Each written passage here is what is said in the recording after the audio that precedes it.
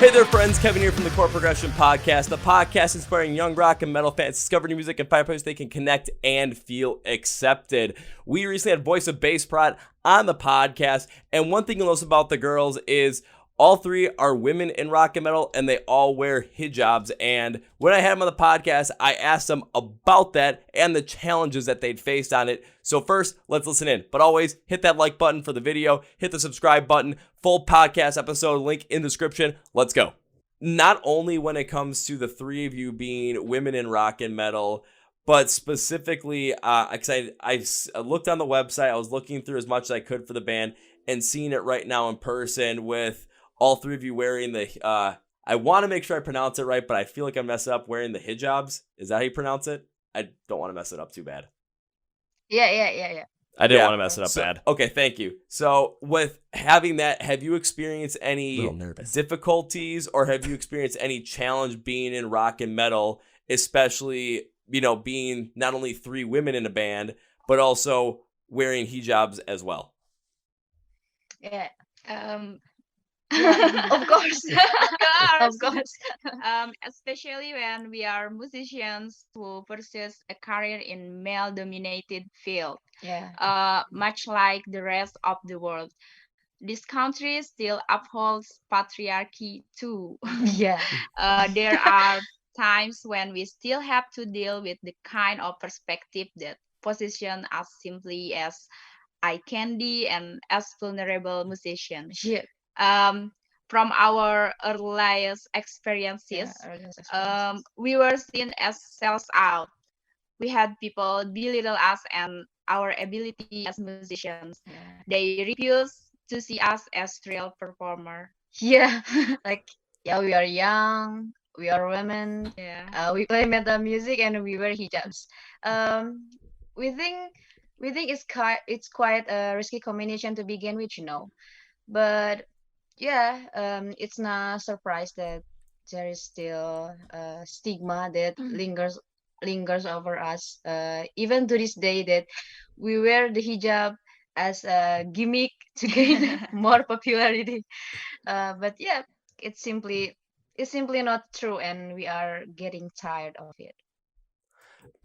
So that was the answer from the ladies in Voice of Baceprot, and a couple of things on that. The first thing I thought about that was when it came to them wearing the hijabs, first, it shows respect to their culture, it shows respect to their heritage, and shows respect to their beliefs, which is something that as rock and metal fans, we have been consistently championing and saying that we should be supportive of. And now we have a group of women who are wearing hijabs, that are playing metal, that this is something that, we want to see stuff like this happen. So should we be supportive of their choice to do this? Absolutely. Should we look down upon them in that regard? Absolutely not. We should be able to listen to music and then decide if we like the music or not based off the sound of it itself, if it hits with our, feelings, if it hits in our mindset, if it's something that we absolutely like. So we need to take that prejudice, any kind of internal prejudice you might have about that, and kick that out the door. The second thing is when they said using it as a gimmick, it's kind of like a half and half thing. It's not necessarily using it as a gimmick because it is part of their full culture. It is part of their wardrobe. It is part of what makes them who they are as people, as individuals. So it is something that is not necessarily a gimmick, but it does go along with that gimmick sense where it is a selling point for the band. It is a selling point for you to go and check them out. Much like I remember when Diamante had the blue hair, Slipknot with the mask, Baby Metal with just a lot of the stuff that they've done. I'm trying to think of a couple others that have. Ice Nine Kills with the whole horror gimmick, Guar with what they do. It's something that's going to draw your attention in, something that you're going to be able to potentially connect with based off of something that you see, something that is a part of the band's identity, and that is for them.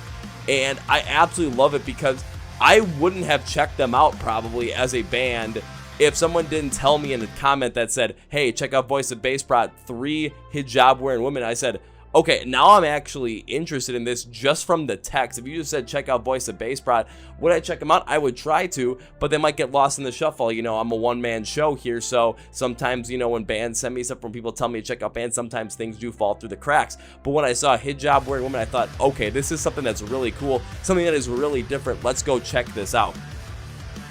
And knowing that they're going to be going on tour in the US, they're announcing in early June when they're going to be going on tour, it's going to be something I'm very interested to see, especially what happens when US fans really get a feel for this band, when they get a look at them, when they get a taste of their music.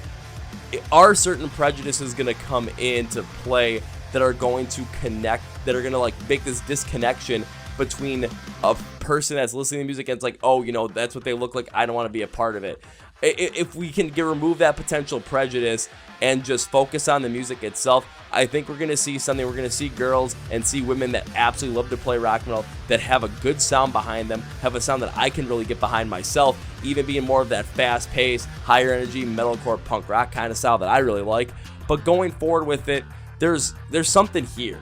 And I love how they are incorporating their heritage into their style, into their music, and overall being proud of who they are. That's what we want to see in rock and roll. That's what we constantly are championing, and this is it right here. So make sure you go check out their debut album when it drops in July, when their new tour in the US comes out in June, which was something we posted about the previous day. Go and make sure you check that out. Check them out playing live, because I'm going to be there. If they're at a Chicago show, Milwaukee show, anywhere around that area, I'm going to be at one of those shows. So come check it out with me. We'll be in the pit together. We'll have a blast. When you want to catch the full podcast, I'll have the link in the description of the podcast, the video, or this video, I should say, for you. It will be the video version and the audio version as well, so you can pick your preference. On top of that, please make sure you're hitting that subscribe button, hitting that like button to help us out here, help the channel grow, and help bring more great bands to the podcast and more great bands to you to inspire those young rock and metal fans. Or if you're not that young, inspire you as well to discover new rock and metal music and find a place you can connect and feel accepted. Thanks for joining this video, guys. I'm Kevin. I'm out.